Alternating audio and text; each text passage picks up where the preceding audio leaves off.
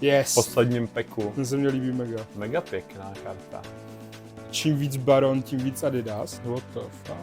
OK, tak jo, no. Dobře. Let's go.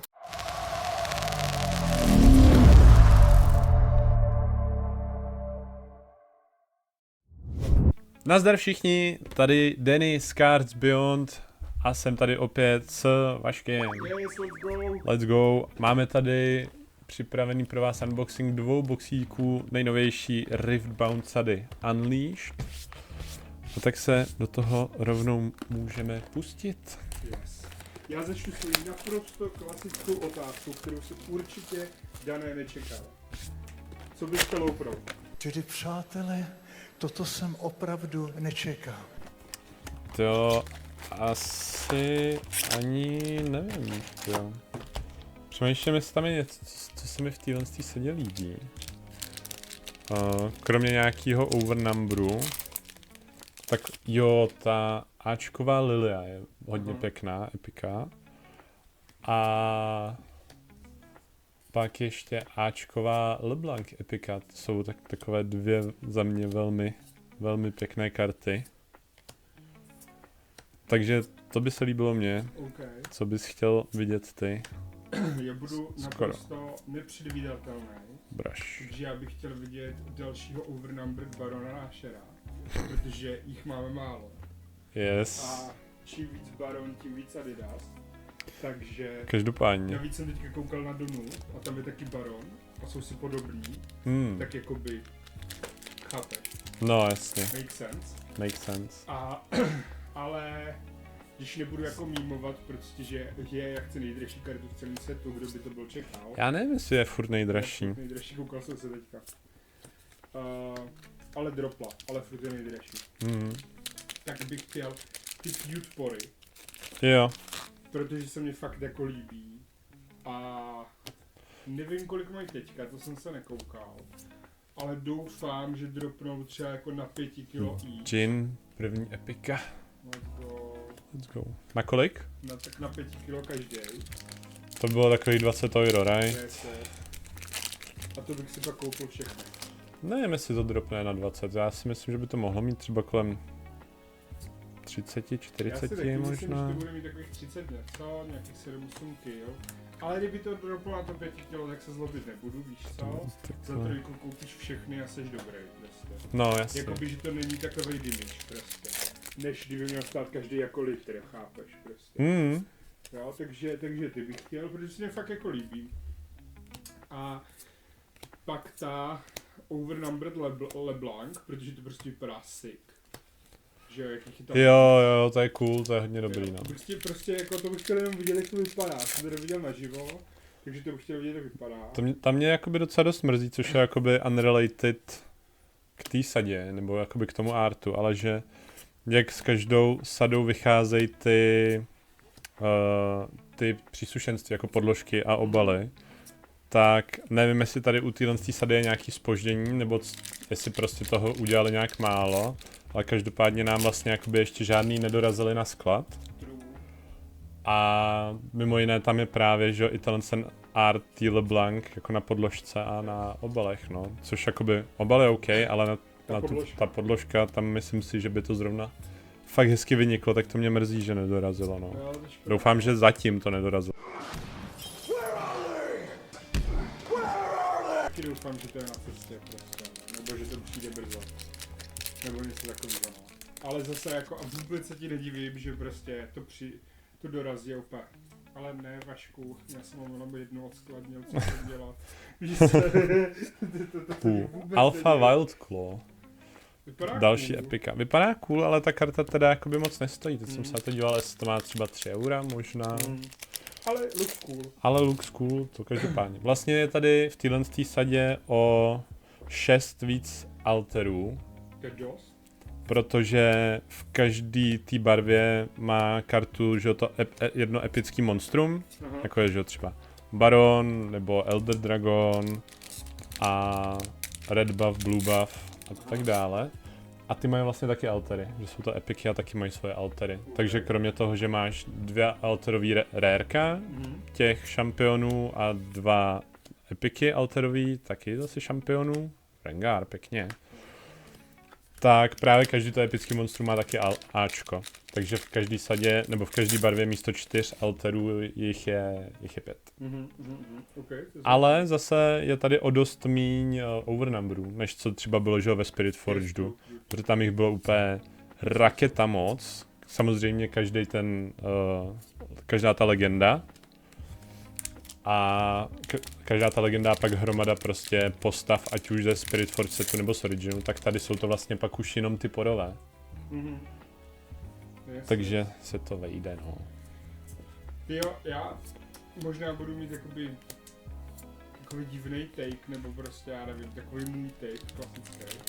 Ale já vím, že se ten Rengar nehraje, aspoň pokud vím. Ta legenda? No. Nebo tady ten co se loupil, ten... Tohle? To je epika. To je epika. A tam myslím, že se někde jako hraje jo, právě. Jo, to je jako meta, víš co, prostě. Jako, což jsou jako ty moje deky, že jo, že jako metový věci. Ale mně se jako mega líbí a nevím, jestli je to prostě tím, že je oranžovej, nebo že to kočičák, nebo že to oranžový kočičák prostě. Kombinace nějaká. Jo no. Ale jako jsem si říkal, ty vole, jako kdybych to vymyslel, v čím to budu hrát, nebo Void a Soul. něco postavil, prostě, kdybych to možná for fun hrál. Kdyby to jako mi dostávalo úplně nařezáno prostě po každý, víš co? Jasně. Potřebuju, aby to bylo jako úplně jako meta, protože nemám jakoby v Riftboundu asi jakoby ambice na to jezdit na regionálky nebo něco takového. No jasný. Ale zároveň nechci prostě jako na každém Nexusu skončit 0-3, víš co? Prostě jako, takže kdybych měl Ivern. třeba 1-2-2-1, tak jsem s tím jako v pohodě, chápeš? Takový lokálkový deck prostě. Yes. Takže to bych si docela postavil, protože se mi to jako líbí. Pěkné. Určitě bych chtěl Ačkovýho Elder Dragona rozbalit. To by bylo cool, Protože no. ten vypadá prostě dobře. Se povedlo Matimu, že jo, na prvku. Yes. Solidní půl. Jo, jako na prvku dobrý, víš? To se vůbec jako nezlobíš, no. Skatl. Nejenom, že jako kinda hratelný, nebo jakoby brevkodek jako mi není úplně, tak víš co. Brevkodek je brevkodek, to se jako nemusíme nalhávat. Ale jako dobrá karta, ale zároveň jako dobrý půl. Tak to bych chtěl. A ještě bych chtěl jednu kartu, ale to mě musíš poradit, jak se to slečna jmenuje. Ta, co je nejvíc, ta legenda, co je nejvíc anime style, s kterým tom tam. Jak jsme loupli. Jo, ta Diana. Yes, Diana. Diana. A Julian loupl tu podepsanou. Jo. A to je ta, že jo, ale jako legenda, no. Yes, A taky to má je to nemá šampion, takže to má i to double. A red buff, cool. Ale to double legend pack je teda docela web, no. To jsou 2 legendy v tom packu. V tomhle byly 2 legendy a pak teda jako epika, no, že ta první legenda byla na tom rare slotu. Jo, mimochodem, v téhle sadě konečně spravili to seedování těch boostrů. Let's go, Cartoon Call. Konečně spravili to seedování boostrů, takže na tom foilovém slotu je fakt jakoby jenom foila nebo raro a na tom druhém slotu už je pak zase jenom jakoby to raro, takže už se nestává, že máte třeba 2 foilové účka v jednom packu. Yes. To je dobrý. Takže jakoby nemáte nikdy o to raro míň, což je ale jako super. Ale zároveň jakoby... A Ačková runa. Jak se ti líbí ty Ačkový runy versus ty předchozí? Hele, je to pěkný, líbí se mi, že jsou vlastně jako zase jiný. Aha.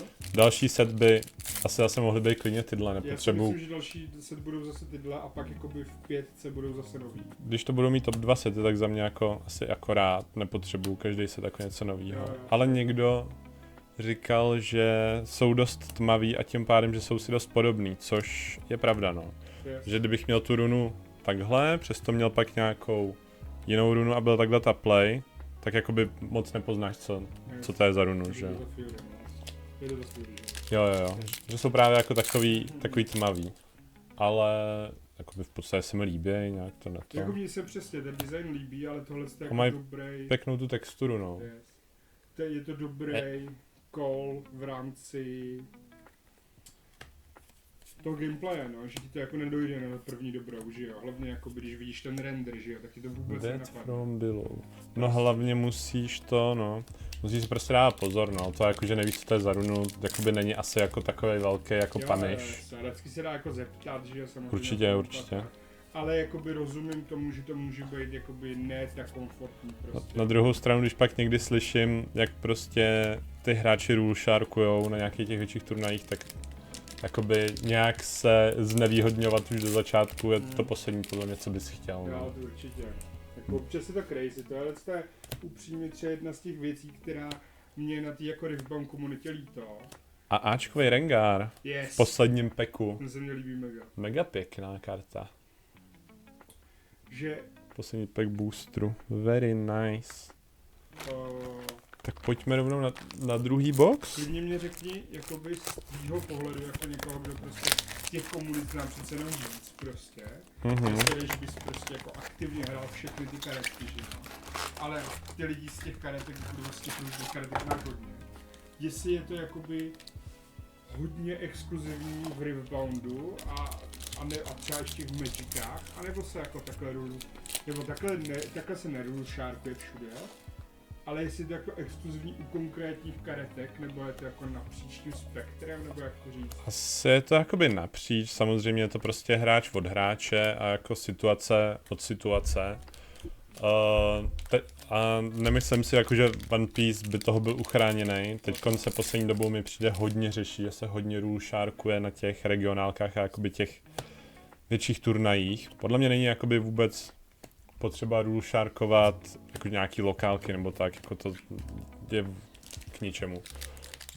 Ale pak ty velký turnaje, tak chápu, že ty některý lidi mají tu potřebu, když můžeš třeba vyhrát kartu prostě v hodnotě, já nevím, 4000 euro.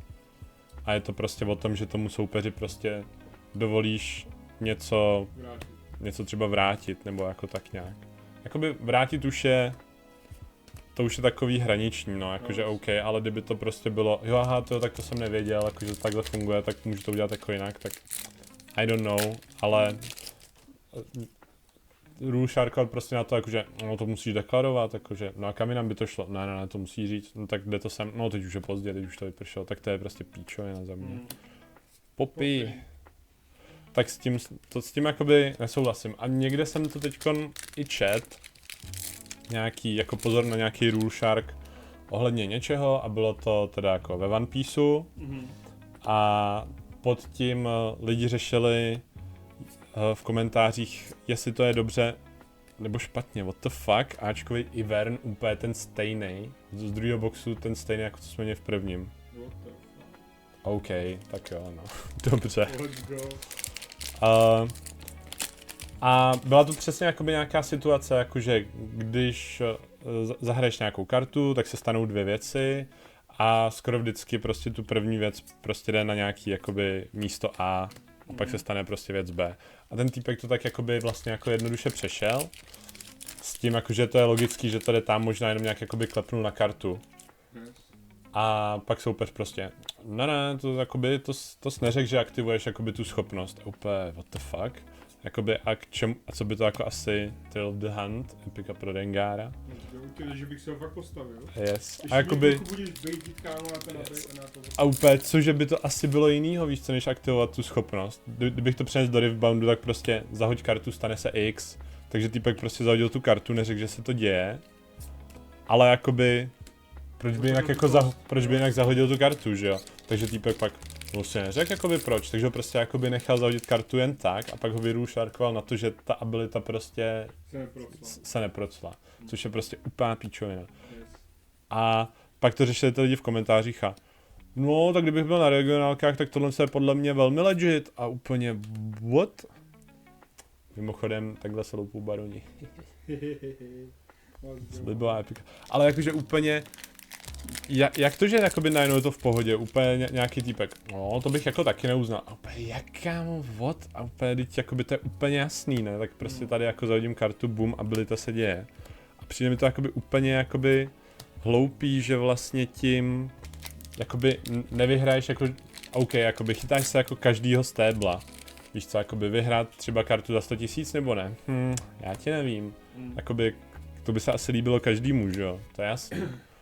Ale podle mě už to pak není tak, jako že jsi to vyhrál jako tím svým prostě skillem, no, nebo štěstím, nebo tak nějak vyhrál jsi to na to, že se prostě chováš jak zmrt, no, a jakoby dobrá práce asi, no.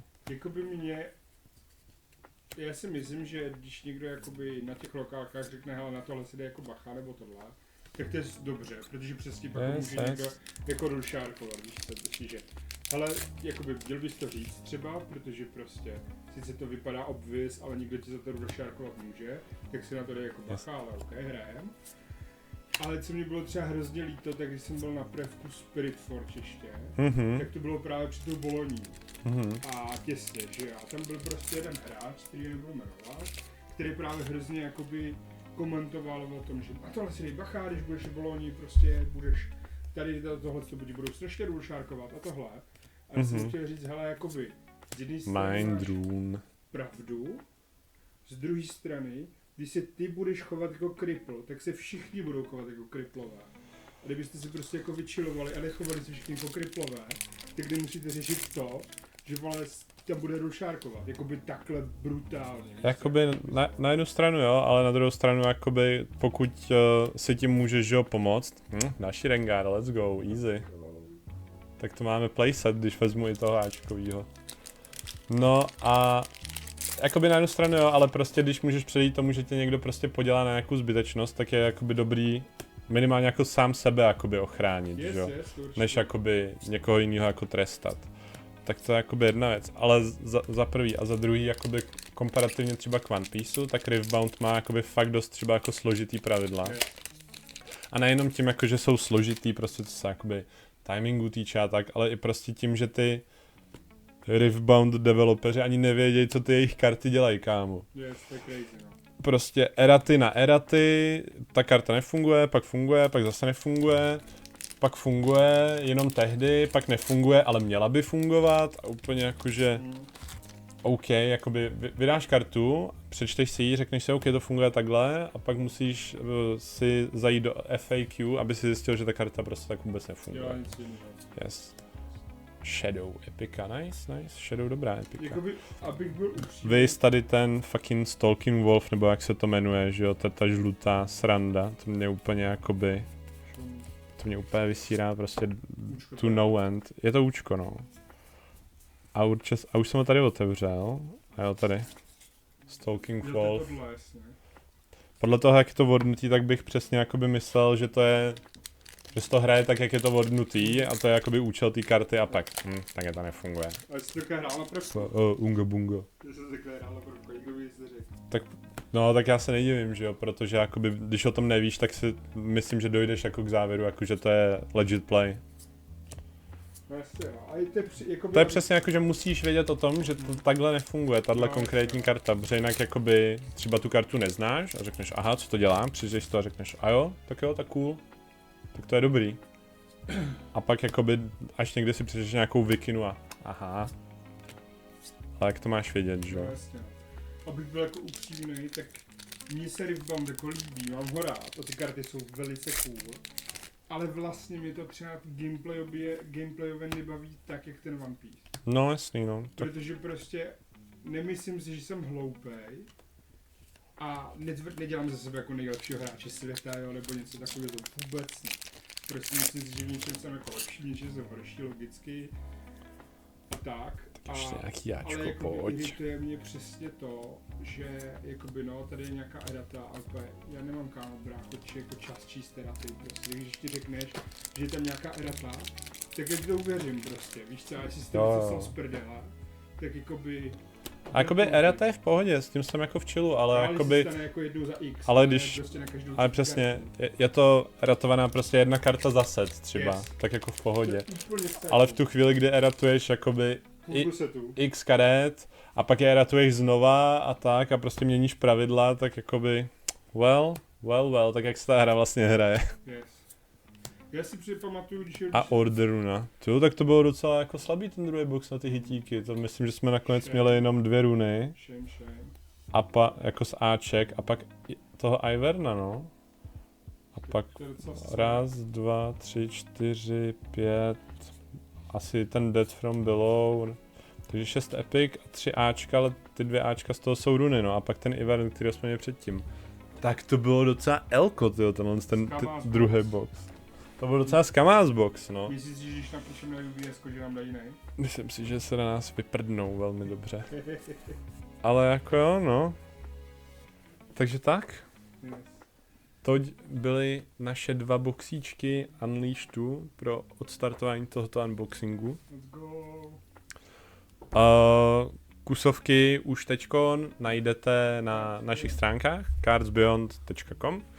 Stejně tak jako možná ještě nějaký balený produkty. A najdete tam samozřejmě i kusovky z minulých setů, jako Origins a Spiritforge, takže když vám budou chybět nějaký kusovky, tak se mrkněte na naše stránky, sledujte naše socky, sledujte náš YouTube a uvidíme se zase příště. Dejte nám vědět, jak se vám tato sada zatím líbí, co jste otevřeli nebo co byste chtěli otevřít a uvidíme se u dalšího videa. Čus! Díky moc, čus. Čus!